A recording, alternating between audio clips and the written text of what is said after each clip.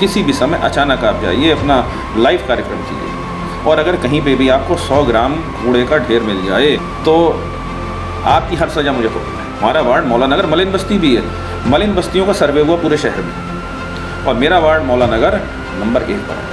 Line में लग के इंतज़ार करते हैं कि विकास भाई जब यहाँ पर आएंगे हम उनसे नमस्ते करेंगे, फिर हम अंदर वोट डालने जाएंगे। जो 2017 के बाद का उत्तर प्रदेश है, बदलता उत्तर प्रदेश है, और ये एक हमारे देश के लिए एक नई दिशा दे रहा है, और ये उत्तर प्रदेश जो है सभी राज्यों के लिए प्रेरणा भी दे रहा है। बचपन से देख रहा हूँ कोहाड़ा पीर पर, मेरे कोहाड़ा पीर सब्जी मंडी से रोडवेज़ की बस चलती थी, एक बहेड़ी तक जाती थी, एक धौरा टांडे तक जाती थी बस रोडवेज़ की, जब कोहाड़ा पीर से जाती थी। और आज हालात ये हैं, कोहाड़ा पीर के अंदर रिक्शा भी नहीं जा सकता। गली की सरकार ने क्या किया?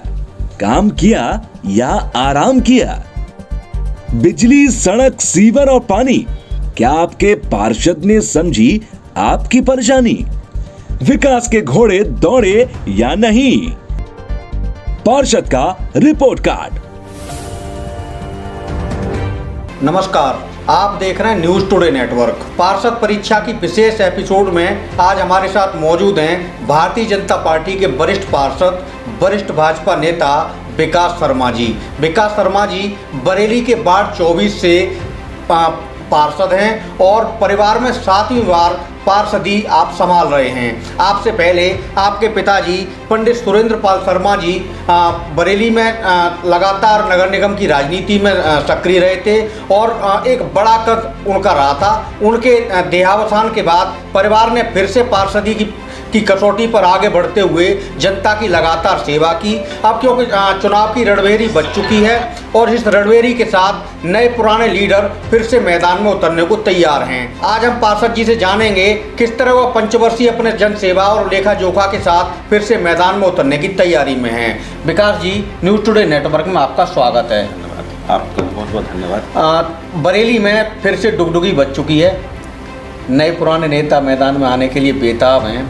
अभी क्योंकि टिकटों के आवेदन हुए हैं, भारतीय जनता पार्टी में सबसे ज़्यादा भीड़ देखी जा रही है, तो आगे के लिए क्या आपका एजेंडा और किस तरह से फिर से मैदान में आ रहे हैं? मेरी शुरुआत अखिल भारतीय विद्यार्थी परिषद से हुई थी। हम विद्यार्थी परिषद के कार्यकर्ता थे और विद्यार्थी परिषद से कब भाजपा में आ गए पता ही नहीं चला। और मेरा मानना ये है कि व्यक्तिगत रूप से मैं आज तक नहीं जीता हूँ। हर बार मेरी पार्टी जीती, पार्टी ने मुझे मान दिया, पार्टी ने मुझे सम्मान दिया, और शहर के अंदर लोग मुझे सिर्फ इसलिए जानते हैं क्योंकि मैं भारतीय जनता पार्टी का पार्षद हूँ।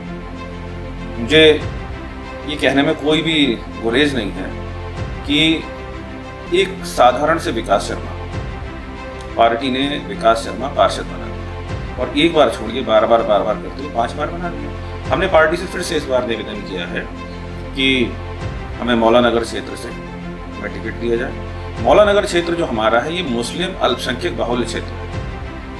यहाँ पे लगभग 65% जो मतदाता हैं वो अल्पसंख्यक वर्ग से आते हैं, 35% में शेष सभी आते हैं, जिसमें मैं भारतीय जनता पार्टी के टिकट से हर बार प्रयास करता हूँ और जीत मेरी पार्टी की होती है। इस बार मैंने फिर से आग्रह किया पार्टी से। शर्मा जी, अभी हम फिगर देख रहे थे विकास कार्यों की। बरेली में ऐतिहासिक विकास कार्य कराने की बात आती है, और ख़ासतौर से स्मार्ट सिटी प्रोजेक्ट जब से बरेली में लॉन्च हुआ है, 214 करोड़ रुपए का डेवलपमेंट प्रोजेक्ट आपके वार्ड में किए गए। किस किस तरह से आपने बुनियाद रखी विकास की? बुनियाद की हमने जो शुरुआत की, सबसे पहले हमने शुरुआत की, हमारी प्रेरणा के स्रोत हैं माननीय प्रधानमंत्री जी ने जब ये शुरू किया स्वच्छ भारत अभियान, और हमने महसूस किया कि कोई भी स्वच्छता का कार्यक्रम हो, जोर से ज़बरदस्ती से कोई कुछ नहीं कर सकता जब तक कि स्वतः किसी के मन में ये भाव ना आए कि मुझे साफ सफाई इस शर्त में रखनी है कि मैं गंदगी नहीं करूँ। मेरा अल्पसंख्यक बाहुल्य क्षेत्र था और इस अल्पसंख्यक बाहुल्य क्षेत्र के अंदर मैंने एक अलग जगह की, मेरा मौला नगर, मेरा क्षेत्र मौला नगर के अंदर, जिसमें सिर्फ और सिर्फ मेरे अल्पसंख्यक वर्ग के मेरे भाई रहते, मेरे पसमानदा समाज के सारे लोग रहते हैं। वहाँ पे इस समय शाम के समय किसी भी समय अचानक आप जाइए, अपना लाइव कार्यक्रम कीजिए, और अगर कहीं पे भी आपको 100 ग्राम कूड़े का ढेर मिल जाए तो आपकी हर सज़ा मुझे हुक्म है। और बरेली शहर के अंदर जिम्मेदार लोगों द्वारा एक अभियान चलाया गया कि हम ये चुनेंगे। अच्छा, मौला नगर एक मलिन बस्ती भी है, हमारा वार्ड मौला नगर मलिन बस्ती भी है, मलिन बस्तियों का सर्वे हुआ पूरे शहर में, और मेरा वार्ड मौलानगर नंबर 1 पर है।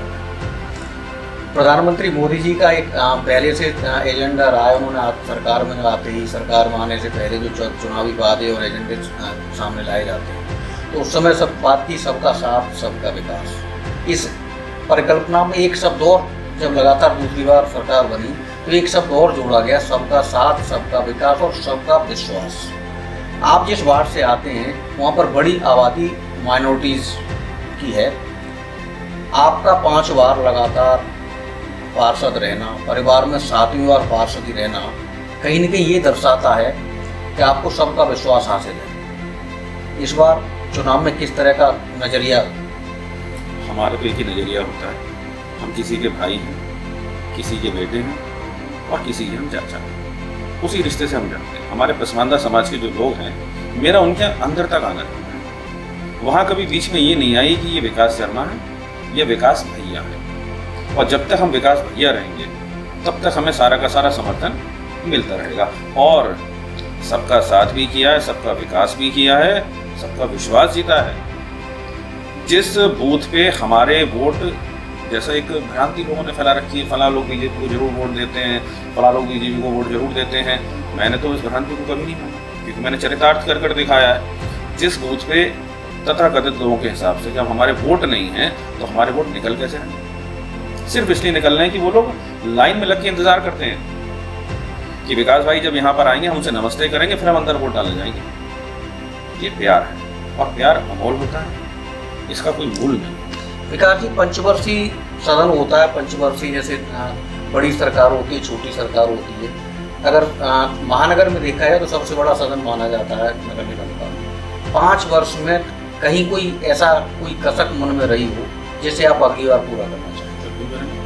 हमने एक प्रयास किया था। हमने प्रयास ये किया था, बरेली शहर के अंदर हमने एक चौराहे का नाम वीर अभिनंदन जी के नाम पे अभिनंदन चौक बनवाया था। अभिनंदन जी भारत के वीर योद्धा हैं जो पाकिस्तान पहुंच गए थे और भारत सरकार की कठोरता और दृढ़ता के कारण हमारे शत्रु देश ने उन्हें रिहा किया।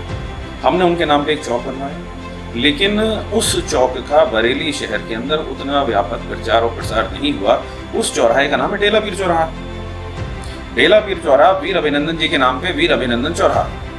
हमारी इच्छा है कि आने वाली पीढ़ियों को पता चले अभिनंदन जी कौन थे, उनकी किए हुए शौर्य से प्रभावित हों और युवा वर्ग के अंदर देश की सेनाओं में जाने का, देश की रक्षा करने का, सीमाओं पे जाने का, सीमाओं की सेवा मात्र जो हमारी धरती माँ उसकी सेवा करने का मौका मिले। तो इसलिए मेरी इच्छा है कि जो डेला पीर चौराहा को हमने वीर अभिनंदन चौक करवाया था उसको हम एक रूप दे सकें। ये मेरे कसक है जो मेरा काम रहेगा। भारतीय जनता पार्टी हमेशा के बारे में कहा जाता है कि हमेशा ये पार्टी चुनावी मोड में रहती है। अभी दूसरी पार्टियां कोई अपना जिलाध्यक्ष नहीं घोषित कर पा रही है, कहीं अभी प्रत्याशी ढूंढने से निकल रहा है। आपके यहाँ प्रत्याशियों का विस्फोट देखा जा रहा है। पार्टी ने और इससे ज़्यादा अपनी रफ्तार बढ़ाते हुए अभी से कायद सम्मेलन, पंजाबी सम्मेलन, ब्राह्मण सम्मेलन, वैश्य सम्मेलन ये शुरू कर दिए और अभी चुनाव का ऐलान में नहीं होना था, आधा उम्र पार्टी ने पूरा कर लिया। चुनाव इन कार्यक्रमों में लगातार मीडिया के हम लोग उसमें जाते हैं। एक बात सभी मंचों से एक सुर में सुनाई दे रही है, 2017 से पहले का यूपी और 2017 के बाद का यूपी। बार बार ये फोकस क्यों? फोकस बहुत स्पष्ट है। प्रोफेसर CEM जोड़ ने कहा था कि कोई भी व्यक्ति सभ्य समाज की परिकल्पना तब तक नहीं कर सकता जब तक उसे सुरक्षा ना हो। और अगर मैं मेरे घर से निकलूं या मेरा बेटा घर से निकले, मेरी बेटी घर से निकले और मुझे ये विश्वास ना हो कि हम सुरक्षित लौट कर आएंगे, हम कल्पना नहीं कर सकते। सड़क में हम जा रहे हैं, हमारे मन में हमेशा, हमारे जहन में ये बात आ रही है, कहीं कोई मुझे लूट ना ले, कहीं कोई मुझे मार ना ले, कहीं कोई मेरा अपहरण ना कर दो, बदले में फिरौती मेरे परिवार से मांगी जाए। ये 2017 से पहले होता था। हमारे जितने भी मीडिया के हमारे बंधु हैं, हमारे जितने भी साथी हैं, चाहे प्रिंट मीडिया हो, इलेक्ट्रॉनिक मीडिया हो, 2017 से पहले उन्होंने भी स्वयं देखा है कि क्या था। और 2017 के बाद और वर्तमान के हालात ये हैं कि आज अपराधी अपने आप को जेल में सुरक्षित महसूस कर रहा है और कह रहा मुझे भैया बाहर मत निकालो, बाहर जाऊंगा तो उचित नहीं रहेगा। तो ये एक आम आदमी की आवाज़ है। हर आदमी को अच्छा लगता है कि हाँ भाई, जो 2017 के बाद का उत्तर प्रदेश है, बदलता उत्तर प्रदेश है और ये एक हमारे देश के लिए एक नई दिशा दे रहा है। और ये उत्तर प्रदेश जो है सभी राज्यों के लिए प्रेरणा भी दे रहा है कि हमें नागरिकों के लिए सुरक्षा देनी चाहिए। तो इसलिए मेरा तो मानना ये है कि जो कुछ भी हो रहा है सब लोग धन्यवाद अदा कर रहे हैं हमारे महाराज जी का, श्री योगी आदित्यनाथ जी का, कि आपने इस लायक हमारा प्रदेश किया कि हम अपनी व्यक्तिगत सीमाओं में रहते हुए अपने सभी सुख सुविधाओं का उपभोग और उपयोग कर सकते।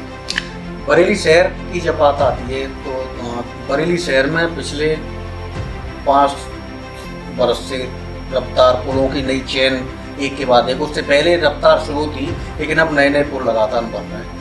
एक हम लोग शहर में जाते हैं तो कई स्थानों पर बड़ा बेतरतीब तरीके से, ये पब्लिक की बात हम लोगों तक सामने आती है, बड़ा बेतरतीब तरीके से खुदाई हो रही है, काम में ढिलाई हो रही है, काम में देरी की जा रही है, जिसकी वजह से अभी चुनावी सीजन है तो आप जब क्षेत्र में जाएंगे तो आपके सामने ये बात बार बार सामने आएगी कि जिन जगहों पर बहुत करीने से, बहुत तरीके से काम को आगे बढ़ाया जा सकता था, वहाँ पर थोड़ा सा नेग्लिजेंसी देखी जा रही है। चुनाव में इन समस्या को किस तरह से पेश करें? जहाँ तक मैं समझता हूँ बरेली 2 हिस्सों में बटा हुआ है, एक नॉर्थ बरेली है और एक साउथ बरेली है। और यदि हम किला पुल पे रेलवे क्रॉसिंग पे खड़े हों और उस तरफ अपनी पीठ कर दें और पूरब की तरफ हम देखें तो यहाँ से लेकर शामतगंज तक सीधा हाथ हमारा दक्षिण है, उल्टा हाथ हमारा उत्तर है, तो बरेली उत्तर और दक्षिण बटा हुआ है।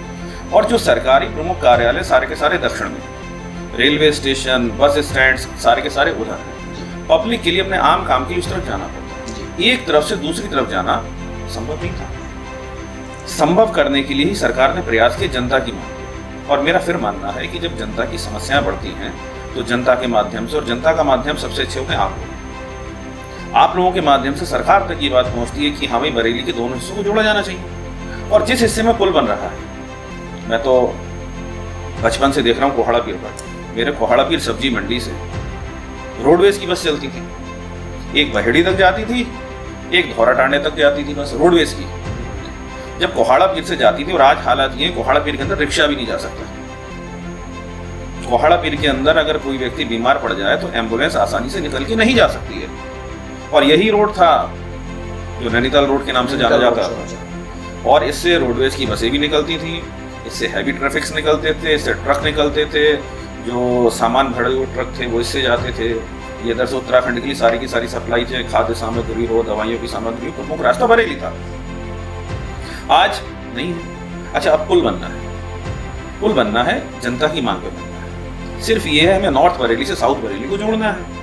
अभी इत्तेफाक ऐसा कल मैं निकला था और कुमार टकीस के पास से निकला था तो मैंने देखा पुल का लिंटर पड़ चुका है, पुल का लिंटर पड़ चुका है। शुरुआती फेज में जो समस्याएं आई वो समस्या ये आई कि बिजली के तार नहीं हटे थे, और जब तक बिजली के तार नहीं हटेंगे तो शटरिंग लगाने में समस्या आती है, लोहे का एक जाल भी पड़ता है उसके ऊपर, और कभी भी कोई हादसा हो सकता है। जो हमारे श्रमिक भाई हैं जो अत्यंत ही गरीब हैं, बेचारे अपने परिवार से दूर रह के काम करते हैं, उनकी सुरक्षा भी आवश्यक है। धीरे धीरे काम चल रहा है और जिस रफ्तार से काम चल रहा है, मेरा मानना ये है कि तय समय के अंदर अब ये काम पूरा होगा, जनता को फायदा मिलेगा। अभी अभी किले का जो पुल था फ्लाईओवर, उस पुल का फिर से माननीय योगी जी की सरकार ने लगभग 5 करोड़ रुपए जारी किए, उस पूरे पुल को लगभग नया कर दिया गया। ये भी आम जनता के लिए। आज आप देख लीजिए, जिधर आप चले जाइए वहाँ पे फ्लाईओवर है, आप आईवीआई पे चले जाइए वहाँ पर फ्लाईओवर है। और अब तो डिमांड ये भी शुरू होने लगी कि डेला पीर चौराहे के ऊपर भी फ्लाईओवर होना चाहिए था।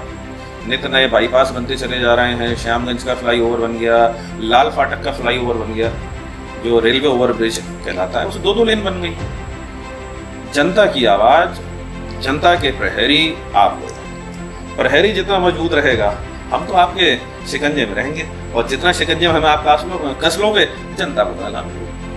बहुत बहुत धन्यवाद। तो आपने देखा, फिर से चुनाव की बारी है, नई तेवर है और नई तैयारी है। पार्षद परीक्षा में हमारे साथ आज मौजूद थे विकास शर्मा जी, बरेली के वार्ड 24 से सभा पार्षद। लगातार आपने नगर निगम की राजनीति में प्रतिनिधित्व किया है, बड़ा नाम है, नई सोच, नए संकल्प के साथ आप फिर से मैदान में उतरने की तैयारी में हैं। नए शख्सियत के साथ, नए पार्षद के साथ हम फिर हाजिर होंगे। तब तक के लिए नमस्कार। नमस्कार। गली की सरकार ने क्या किया? काम किया या आराम किया? बिजली, सड़क, सीवर और पानी, क्या आपके पार्षद ने समझी आपकी परेशानी? विकास के घोड़े दौड़े या नहीं? पार्षद का रिपोर्ट कार्ड।